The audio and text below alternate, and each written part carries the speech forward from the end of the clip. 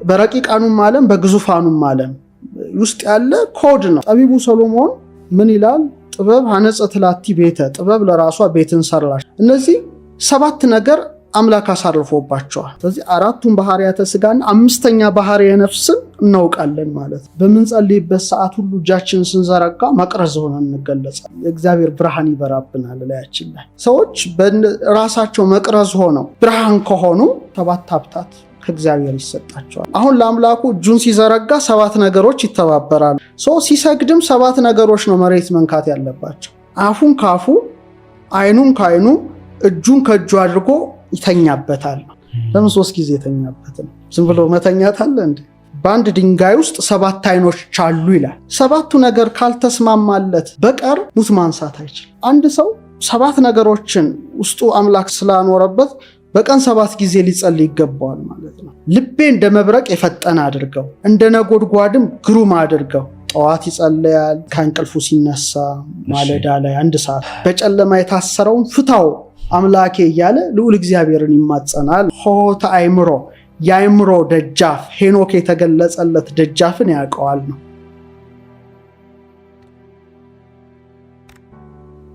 ፍጹማን ቁጥሮች 4 ናቸው። አንደኛው 3 ነው፣ ሁለተኛው 7 ነው፣ ሶስተኛው 10 ነው፣ አራተኛው 12 ናቸው። እነዚህ በጣም ፍጹማን አቅማራን የምንላቸው ናቸው። ፍጹም የሆኑ ቀመሮች ማለት ነው። ስለዚህ 7 በእነዚህ መካከል ያለ በጣም ትልቅ ነገር እንደሆነና እግዚአብሔር በፍጡራን ውስጥ እንዴት እንዳስቀመጠው ማየት ያስፈልጋል። ለሙሴ ትልቅ ነገርን ያሳየዋል እግዚአብሔር። ሲና ተራራ ላይ ያወጣውና መቅረዝን ያሳየዋል። ያ መቅረዝ ማለት በዓለም መላእክትም ብንበለው በዓለም ፍጡራን ወደዚህም በላይም ወደ ታችም በረቂቃኑም ዓለም በግዙፋኑም ዓለም ውስጥ ያለ ኮድ ነው። 7 መቅረዝን ያሳየዋልና በዛ አምሳል ስራ ይለዋል። 7ቱ ማለት ብዙ ነገሮች ናቸው። ዕለታትን ይወክላሉ። ዓለም የምትመራው በ7ቱ ዕለታት ነው። ያ ብቻ ሳይሆን በእኛ ባህሪ ውስጥ ያሉትን 7ቱን ነገሮችም ይወክላሉ። በመሰረታዊ ነገሩ ሰው የተገነባው ከ7 ነገሮች ነው። አንደኛው እሳት ነው፣ ሁለተኛው ውሃ ነው፣ ነፋስ ነው፣ መሬት ነው። እነዚህ 4ቱ ባህሪያተ ስጋ ይባላሉ። እሳት ገላችን ይሞቃል፣ ይተኩሳል። የሞተ ሰው ገላው አይሞቅም፣ አይተኩስም። የነፋስ ኃይል እንተነፍሳለን። የሞተ ሰው ትንፋስ የለውም። የመሬት ኃይልም መሬታዊ አካል ይታወቃል። ከራስ ጠጉር እስከ እግር ጥፍር ነው። ይዳሳ አጥንት፣ ጅማት፣ ጠጉር፣ ጥፍር ወዘተርፈ ሲሞትም ወደ መሬት ይሄዳል።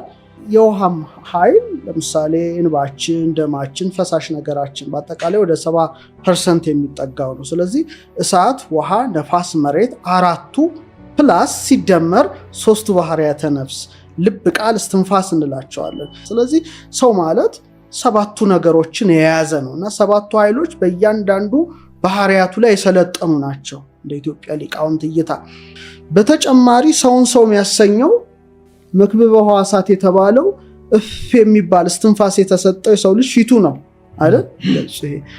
ይሄ ማለት መክብበ ሕዋሳት እንለዋለን በእኛ። የሰው አንገቱ በላይ ያሉ ናቸው። እነዚህ 7 ነገር አምላክ አሳርፎባቸዋል። 2 አይን አለው፣ 2 ጆሮ አለው፣ 2 የአፍንጫ ቀዳዳ አለው፣ አፍ አለው። እነዚህን ስደምራቸው 7 ናቸው። ጠቢቡ ሰሎሞን ምን ይላል?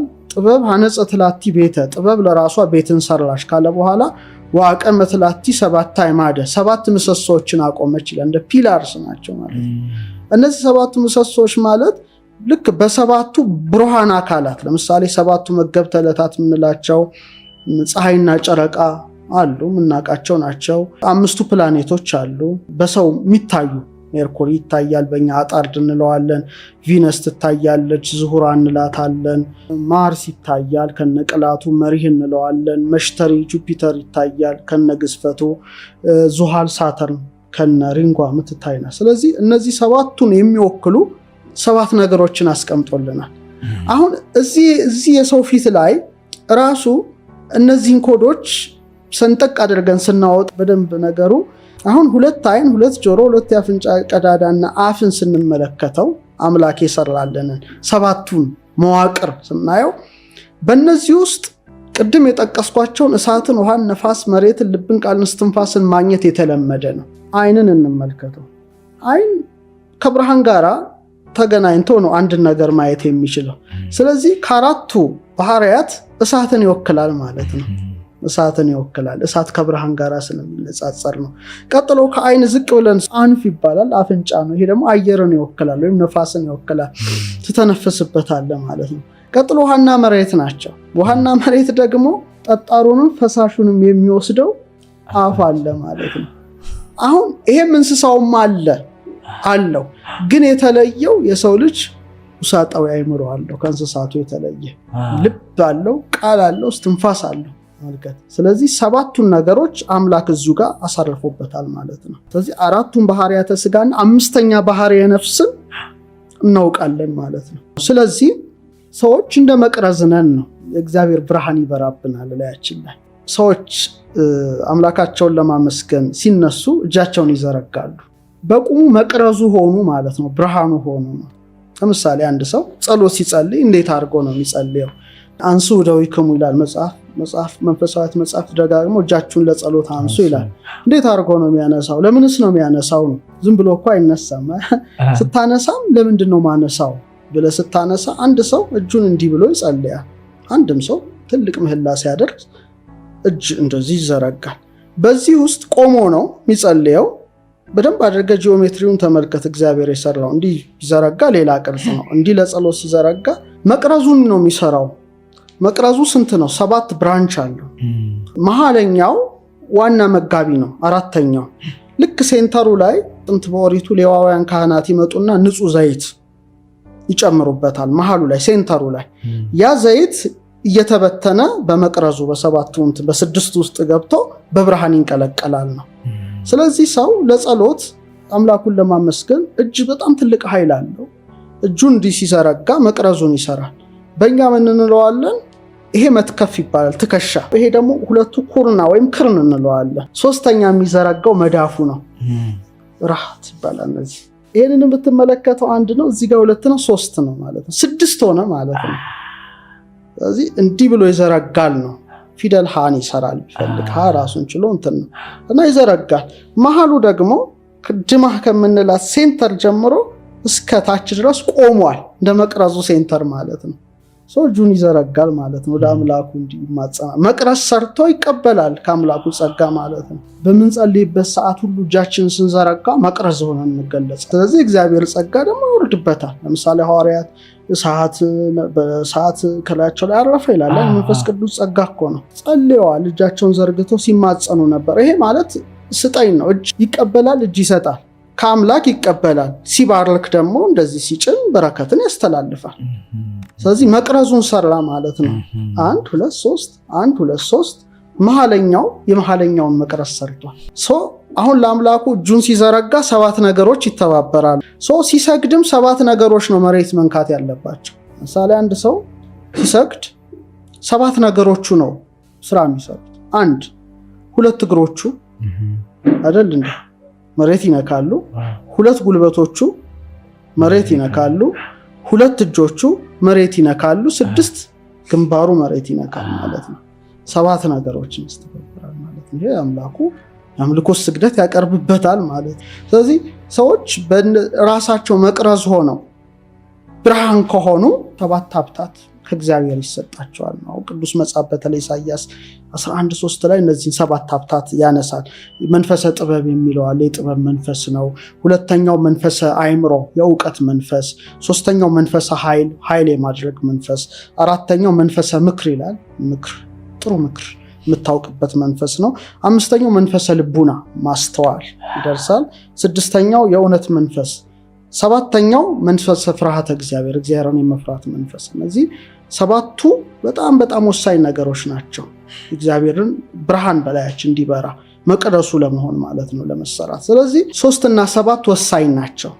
ለምሳሌ በነቢያት ሕይወት እንመልከተው። 2 የሞተ ያስነሱ ነቢያት እናንሳ። አንደኛው ኤልያስ ነው። ኤልያስ በአንደኛ ነገሥት 17 ከ19 እስከ 21 የስራጵተዋን ሴት ልጇ ይሞትባታል። እሱ ሰገነት ላይ ነበር። ልጅ የሞተብኝ አለችው። አምጪ ብሎ ወስዶ ሰገነቱ ላይ ያወጣዋል። ሰገነት ራሱን ችሎ ትርጉም አለው። ልዕልና ከፍታ ነው። ሐዋርያት ጸጋ የተቀበሉበት ሰገነቱ ላይ ነው። ሰገነት የራሱ ትርጉም አለው። ከዛ በኋላ ያን የሞተውን አልጋው ላይ ያጋድመዋል። አልጋ ላይ ያጋድሞ 3 ጊዜ ተኛበታል። ለምን 3 ጊዜ ተኛበት? ዝም ብሎ መተኛት አለ እንዴ? ከዛ በኋላ ወደ አምላኩ ይጸልያል። አቤቱ የብላቴናውን ነፍስ ትመለስ ይላል። ወዲያው የሞተው ይነሳል። ስንት ጊዜ? 3 ጊዜ። ስለዚህ ፓተርኑ ምንድነው? ሰገነት ላይ ያወጣል፣ 3 ጊዜ ተኛበታል፣ ወደ አምላኩ ይጸልያል፣ ያነሰዋል ነው። ወደ እሱ ደቀ መዝሙር ወደ ኤልሳ እሱ ደግሞ ሁለተኛ ነገሥት 4:32 ላይ የሱናማዊቷ ሴት ልጅ ሲሞት አስነሳልኝ ትለዋለች። ይሄዳል። ከሄደ በኋላ ደጁን ይዘጋል። ደጅ መዝጋት የራሱ ትርጉም አለው። ደጁን ዘግቶ ምንድነው ያደረገው? የሞተው የተጋደመው አስከሬኑ ላይ በድኑ ላይ አፉን ካፉ አይኑን ካይኑ እጁን ከእጁ አድርጎ ይተኛበታል ነው። እሺ። የሕፃኑ ገላ መሞቅ ጀመረ። ከዛ ተመልሶ ወዲያና ወዲህ ተመላለሰ ኤልሳ። 7ኛ ጊዜ ሕፃኑ ላይ ተጋደመ። ሕፃኑ አይኖቹ ተከፈቱ፣ ተነሳ ማለት ነው። አሁን ስለዚህ ደጁን ዘጋ፣ ጸለየ 7 ጊዜ የሞተው ላይ ነው። ምንድን ነው ይሄ ነገር ነው? አሁን ሌሎቹ ሌላ ሊያብራሩ ይችላሉ። ኢትዮጵያ ሊቃውንት ግን ይሄንን ምን ብለውታል? ስንአዌ ይሉታል። ምን ማለት ነው? 7 ጊዜ መተኛቱ 4ቱ ባህሪያተ ስጋውና 3ቱ ባህሪያተ ነፍሱ ተስማምተውለታል። ስለዚህ ጠብ የላቸውም። ስለዚህ ሙት ማንሳት ይችላል ያ ሰው።